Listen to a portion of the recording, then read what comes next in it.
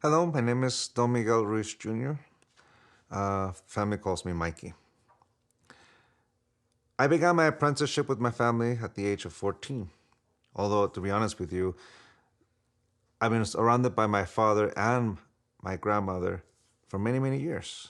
You can say that growing up with around my grandmother was always a spiritual experience, full of love, full of engaging all our traditions, in the sense that whether we went to a workshop or a class of hers, or whether she was doing a healing on someone, or if she was just making dinner for the family on any given day, any given moment, she had food ready for anyone who walked in through the house. And she did it with so much love. On Sundays, you can say it was sermon day, cátedra day, but it was also family day. And what she gave was always herself, in abundance, with generosity. So you can say that for me, the spiritual leader growing up was my grandmother. My father was that wonderful spiritual being whom I witnessed transform.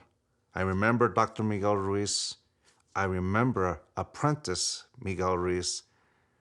And I remember the moment he became Don Miguel Ruiz.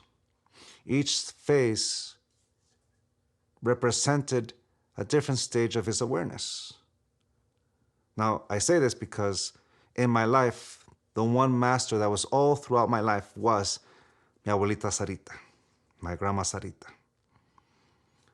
And I witnessed the transformation of my father, and both have impacted my life.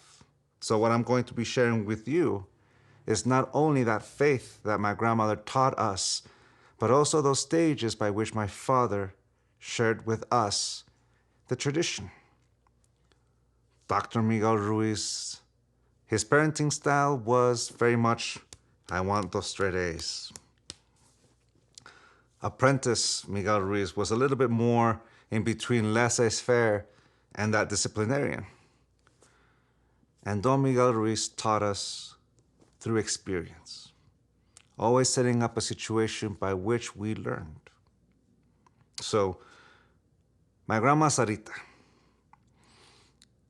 in the initiation that my father gave my brother and I, my father says, for the next 10 years, your main teacher will be your grandmother Sarita.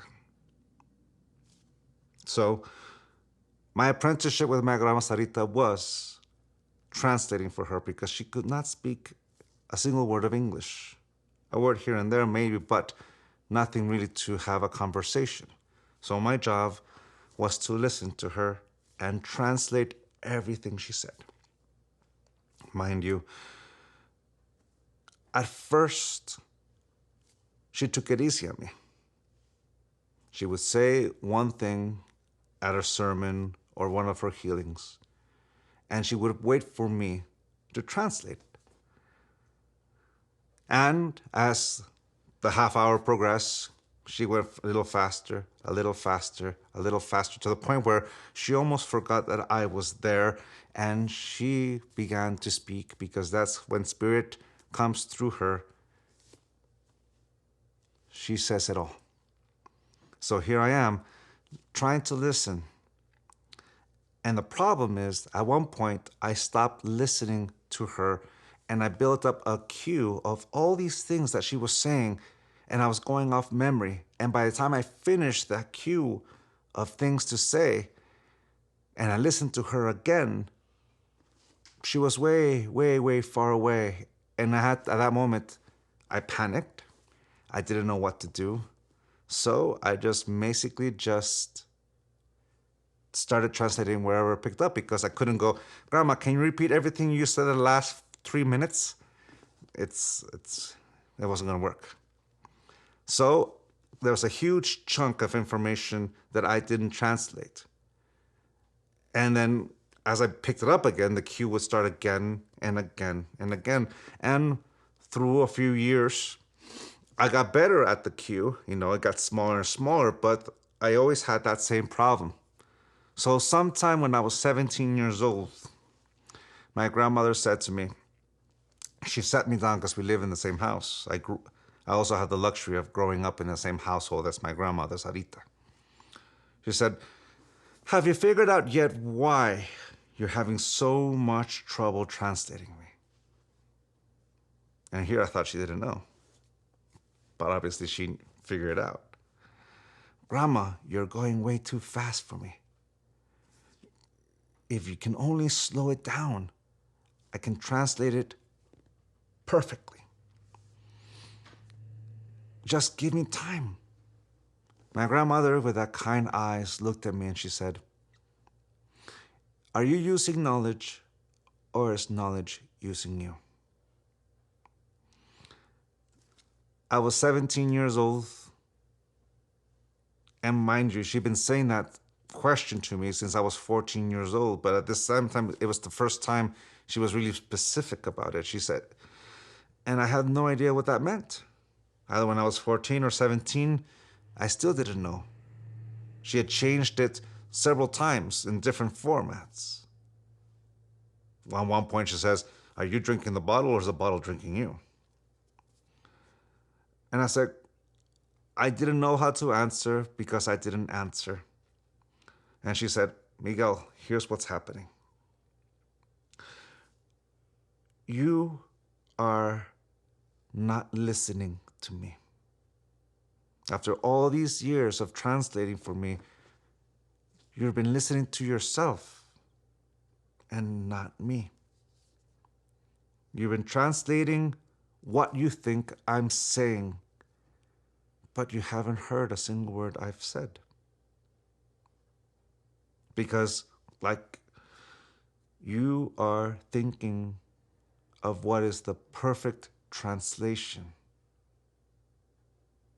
So the words you're saying are your words, not mine. So here's what I want you to do. The next time you translate for me, I want the voice that you hear inside your own head to be mine. Learn to focus your attention on my voice.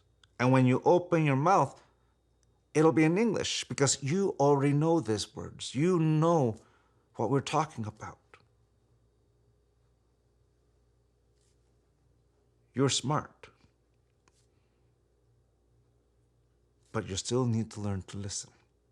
So, on we go.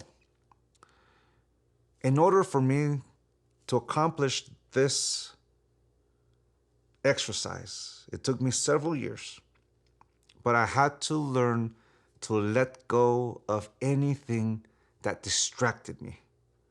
What my father later would call all the leaks of energy, these are the leaks of my attention. The very first thing I did was to close my eyes, because my eyes drift to so many things. And as soon as something caught my eye, I would lose my grandmother, because my grandmother, from then on, never paused for me. So if I want to catch her and be on point, I learned not to give in to the temptation to see, which opened up a new layer of temptation, which is my hearing. Every time I hear a sound, the shuffling, I would open my eyes trying to see what it was. If someone made a sound, I would wake up and look at that.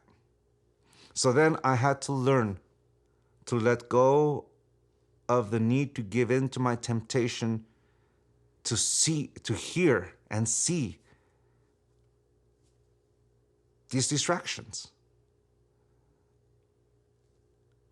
In these things, when I closed my eyes and I learned not to give in to the temptation of the sounds of my environment, the space between what she said and what I said narrowed.